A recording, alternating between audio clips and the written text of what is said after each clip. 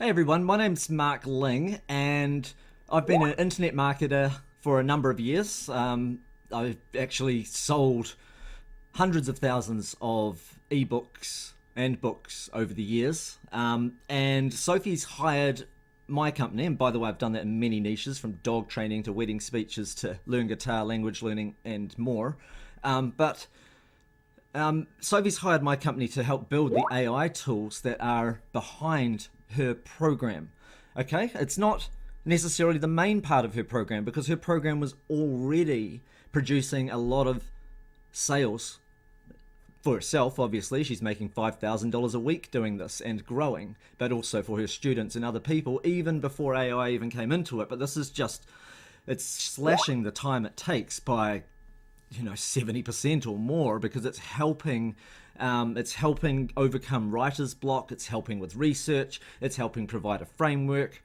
I wouldn't necessarily suggest using a tool like one of her tools that will generate an entire chapter for you. I wouldn't necessarily use it as is. I would use it as a base, and then you build upon it by adding in other little bits of research, or you might add other little anecdotes and stuff, and then you've made it even better. But what happens if you were to use one of those? Like, what is, say, I don't know, what is an AI checker like OpenAI that they powered ChatGPT? What does OpenAI think of this? Do they think that this is AI written? Do they care? Does Amazon care?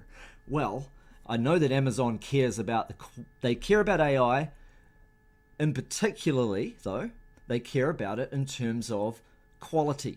So if, say, somebody is getting a whole lot of books put out on Amazon and they're getting 2-star, 3-star, 2.5-star, 3-star, they're just getting really low ratings for their books, then of course there's going to be a microscope put on that publisher.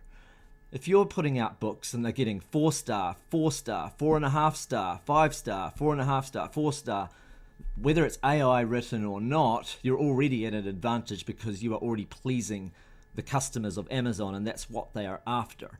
But you don't want to come up as 100% AI by AI checker anyway, right? I mean, it's ideal if you have the best of both worlds. It comes up as human written anyway. This is a chapter that was just generated using one of Sophie's chapter generator tools, as is. This is without adding anything to it or changing any of the wording. Other than that, I just formatted it nicely so it looks nice on screen. So we've got, this is all about how to stop dogs from digging for a dog training book. So you've got a little inspirational quote or a funny quote that's related, like digging may be part of a dog's nature, but that doesn't mean it has to be part of your yard. Anonymous. And then it goes on to say, dogs love digging holes. While this behavior might seem innocent enough, it can wreak havoc on your lawn and garden. There are several reasons why dogs dig in the first place. They may be bored, seeking comfort, or trying to escape, or in order to stop your dogs from digging up your backyard paradise, it's important to understand the root cause behind their actions. Introducing No Dig Discipline, a simple approach designed to help you put an end to your dog's destructive digging habits. The first step in implementing No Dig Discipline is determining why your dogs dig in the first place. Are they bored? Are they seeking shelter? Trying to escape? Once you've figured out what motivates them, you'll be better equipped to address the issue and put a stop to their earth-moving escapades. Key takeaway number 1, identify the reason for digging. Okay, and then it carries on and teaches some more stuff, and then has another key takeaway, another quote, and then a bit of a scientific study, that's providing more detail. And then there's more information, and then it's talking about what happens if you've got a particularly difficult problem. Then it's talking about other things like putting citrus peels down or vinegar in areas where they've been known to dig, or installing barriers like chicken wire, or fencing around the garden beds or under the garden bed. You put chicken wire in there and it stops them digging. Okay, and then it's got action steps to take and some important key takeaways. It's not bad out of the box for a uniquely written chapter. This is not like it just grabs stuff from Google. It's not like that. It thinks like a human. It pieces together stuff based on what this AI tool already knows.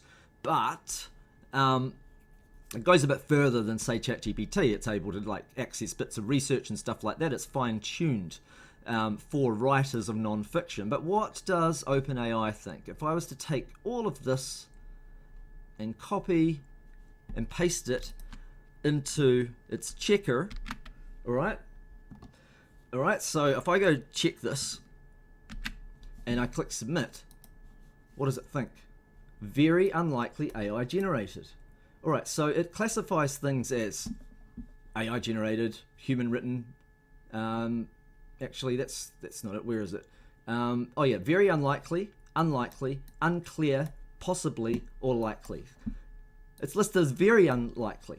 Okay, so I think that's important to note, because other AI tools, when you paste them in there, it just comes up as very likely AI.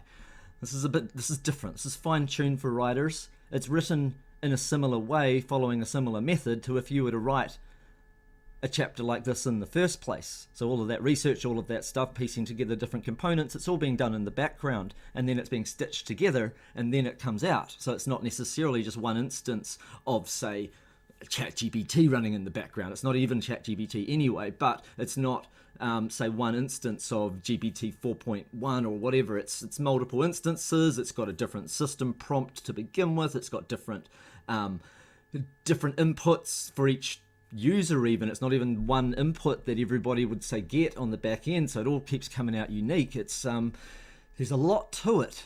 It's trained to think like a writer, so it's going to come out a lot better. So, and that's not to say ChatGPT is bad. It's actually pretty good. It's just that it's made for general use for a lot of purposes, and Sophie's tools are more fine-tuned. And I fine-tune them in a way that me and my team can use them too, because we do the same stuff.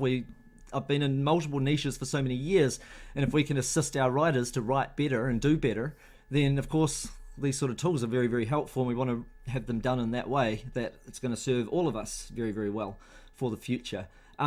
So think of AI though, not as 100% done for you. Think of it as maximum of 80% done for you.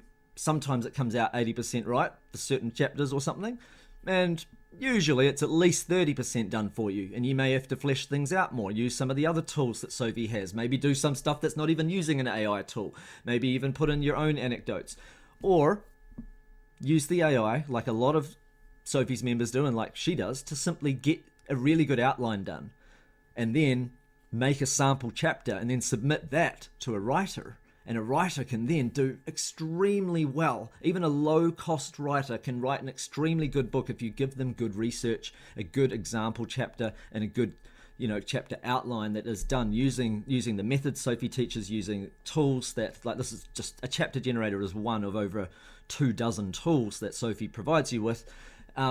There's so much time saving, and it's a reason why for a relatively low cost people are able to put out really good quality books these days on Amazon or a number of topics and do extremely well. And there's a lot of kitschy little areas that are underserved on Amazon, and she's even got a tool that uses Amazon's API and other APIs to see what those underserved markets are, if you prefer to have less competition, or you can go into a big and proven market and shape your own path in that market with your own take on things. So it's just so much opportunity. It's no wonder Sophie makes over $5,000 a week with this model in profits. That's pure profit and growing all the time. So anyway, I highly recommend that you join the workshop with Sophie. Like I say, never use AI as done for you. If you think of it as an assistant, it can be a great help, but AI is not replacing humans. It is giving you more power. It's overcoming writer's block. It's saving you research time. It is giving you more power to get across what you want to get across easier and faster, so that you can spend more time doing the creative stuff, or doing some of the research yourself, or hiring someone else to do it for you, but you're able to get more from that other person. So it's an assistant, but not done for you. If you think of it like that, then it's going to be a great help. So anyway, join Sophie in the workshop that should be on this page or below this video, and you'll discover all about how her system works and see a lot of examples of her tools and other things. All right, thanks for joining me in this video, and see you next time. Bye for now, everybody.